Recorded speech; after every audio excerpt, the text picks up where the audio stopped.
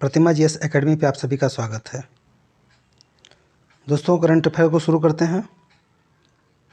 आप लोग लाइक करें, शेयर करें और जिन दोस्तों ने अभी तक हमारे चैनल को सब्सक्राइब नहीं किया सब्सक्राइब कर लें।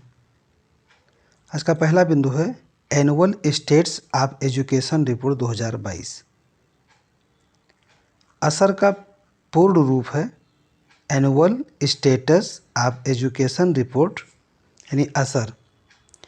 एक एनजीओ है, गैर सरकारी शिक्षण संगठन है, उसका नाम है प्रथम के द्वारा जारी किया जाता है annual status of education report.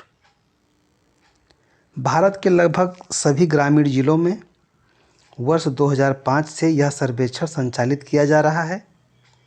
इसके माध्यम से यह जांच की जाती है कि ग्रामीण भारत के कितने बच्चे स्कूल जा रहे हैं और कितने बच्चे आसान पाठ पढ़ सकते हैं और बुनियादी गणित के बारे में जानने में सक्षम हैं। Annual status of education report असर ग्रामीण 2022 जारी किया गया। इसके तहत 3 से 16 वर्ष के आयु के बच्चों की नामांकन स्थिति दर्ज की गई है। साथ ही साथ रिपोर्ट 5 से 16 वर्ष आयु के वर्ग के बच्चों की पढ़ाई और गणित के बुनियादी क्षमताओं पर केंद्रित है। असर 2022 में भारत के 616 जिला के 19,060 गाँव को शामिल किया गया है। 6 से 14 वर्ष आयु के बच्चों को नामांकन दर विगत 15 वर्षों में 95% से ऊपर रही है। यह आंकड़ा 2018 में 97.2% से बढ़कर के 2022 में 98.4% हो गया है। इसका मतलब ये है कि नामांकन दर बढ़ा है। साथ ही 2022 में 11 से 14 वर्ष आयु वर्ग के स्कूल में अनामांकित लड़कियों का आंकड़ा गिरकर 2% हो गया है। यानी कि पहले 2018 में 4.1% था तो वो गिर गया है। यानी लड़कियों का जो स्कूली शिक्षा है उसमें थोड़ी गिरावट देखी गई है। उत्तर प्रदेश में 4% है यह आंकड़ा, यानी कि अगर ओवरऑल औसत देखा जाए तो 2% गिरावट आई है लड़कियों में, परंतु उत्तर प्रदेश में 4% है। 3 राज्यों में 15 से 16 वर्ष आयु के अनामांकित लड़कियों का अनुपात 10 से अधिक है। जैसे मध्य प्रदेश में 17% है, उत्तर प्रदेश में 15% है, छत्तीसगढ़ में 11.2% है। अगला बिंदु है हुबली जंक्शन। हुबली जंक्शन विश्व का सबसे लंबा रेलवे प्लेटफार्म है। अभी तक हमारा उत्तर प्रदेश का गोरखपुर जंक्शन जो है वो सबसे बड़ा प्लेटफार्म हुआ करता था, लेकिन अभी कर्नाटक में एक हुबली जंक्शन है, श्री सिद्धारूढ़ी स्वामी जी हुबली जंक्शन, जिसके प्लेटफार्म को नरेंद्र मोदी जी के द्वारा उद्घाटित किया गया है और यह अब विश्व का सबसे बड़ा प्लेटफार्म हो गया है। वहीं गोरखपुर जो प्लेटफार्म हुआ करता था कभी सबसे बड़ा, अब नंबर 2 पर हो गया है। 2015 में हुबली जंक्शन के नाम बदल करके हुबली जंक्शन कर दिया गया था और अब 2020 में इसे नाम बदल करके यस हुबली जंक्शन कर दिया गया है, यानी श्री सिद्धारूढ़ा स्वामी जी हुबली जंक्शन कर दिया गया है। रेलवे स्टेशन दक्षिण पश्चिमी रेलवे के हुबली रेलवे मंडल का हिस्सा है। दक्षिण पश्चिमी रेलवे के हुबली रेलवे मंडल का हिस्सा है जो हुबली धारवाड़ कर्नाटक में स्थित है।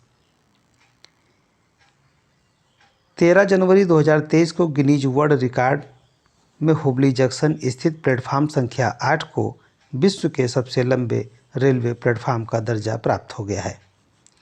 12 मार्च 2023 को प्रधानमंत्री नरेंद्र मोदी जी के द्वारा प्लेटफार्म का उद्घाटन किया गया और इसकी लंबाई 1507 मीटर है। इससे पहले यह खिताब उत्तर प्रदेश के गोरखपुर जंक्शन प्लेटफार्म को प्राप्त था जो 1366.33 मीटर का दायरा था, यानी कि अब यह नंबर 2 पर हो गया है। विश्व के 5 सबसे लंबे प्लेटफार्म में नंबर 1 पर हुबली जंक्शन कर्नाटक का, नंबर 2 पे गोरखपुर जंक्शन उत्तर प्रदेश, नंबर 3 पे कोल्लम जंक्शन केरल का है, नंबर 4 पर खड़गपुर जंक्शन पश्चिम बंगाल का है और नंबर 5 पर state street Subway Chicago America का है। मतलब विश्व के सबसे लंबे 5 प्लेटफार्म में 4 हमारे भारत के हैं। फिर 5वां स्ट्रीट सबवे शिकागो अमेरिका का है, जिसकी लंबाई 1067.1 मीटर का है।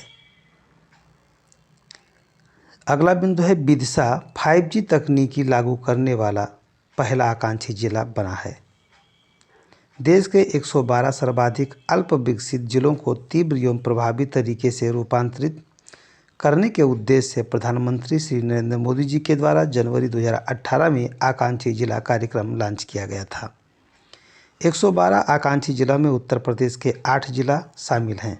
बहराइच, बलरामपुर, चंदौली, चित्रकूट, फतेहपुर, श्रावस्ती, सिद्धार्थनगर और सोनभद्र शामिल है। विदिशा स्टार्टअप्स द्वारा प्रस्तावित नवाचारी 5G उपयोग मामले में जमीनी स्तर पर तैनात भारत का पहला आकांक्षी जिला बना है। विदिशा मध्य प्रदेश का एक आकांक्षी जिला है। विदिशा जिले में स्टार्टअप द्वारा CDAC centre for development of telematics के सहयोग से लागू किया गया। सुपर क्यूटिक्स, एम्बूपार्ड, लॉजी AI, एसियोफाई और टेक XR। यानी आपको ये याद रखना है केवल यहाँ पर कि मध्य प्रदेश का विदिशा जिला 5G तकनीक से लैस सबसे आगे जिला है, आकांक्षी जिला। अगला बिंदु है कोल्लम, भारत का पहला संविधान साक्षर जिला।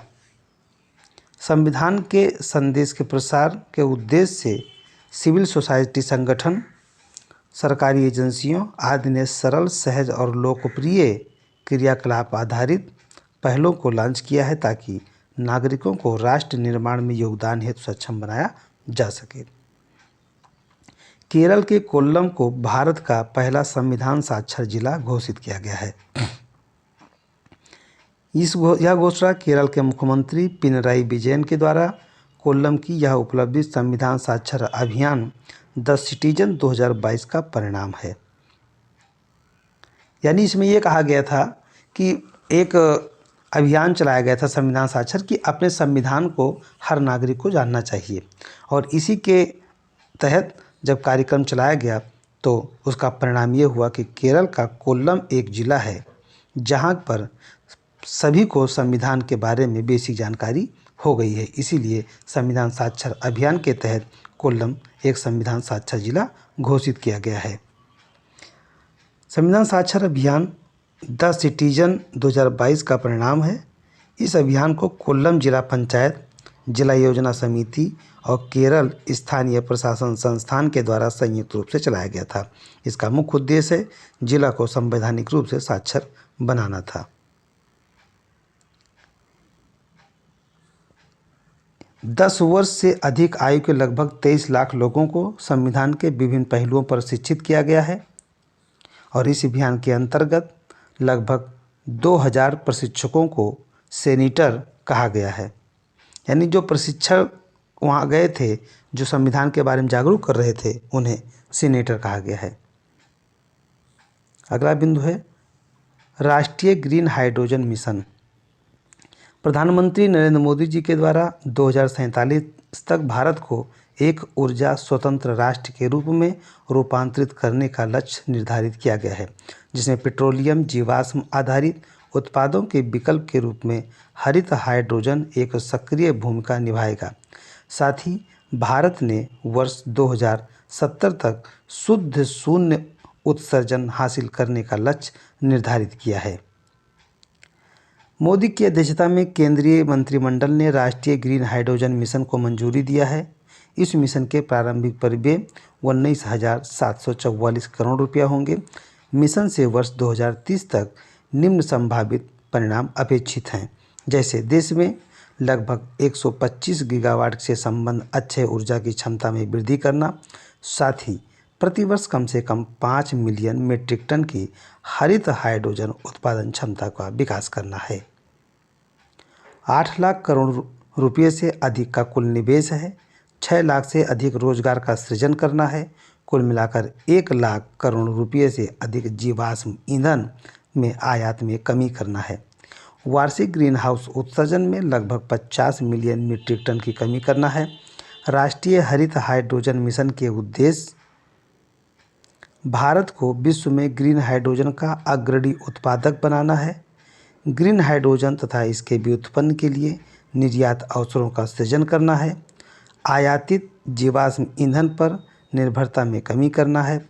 स्वदेश विनिर्माण क्षमताओं का विकास करना है और उद्योग के लिए निवेश व्यय अवसरों को आकर्षित करना है।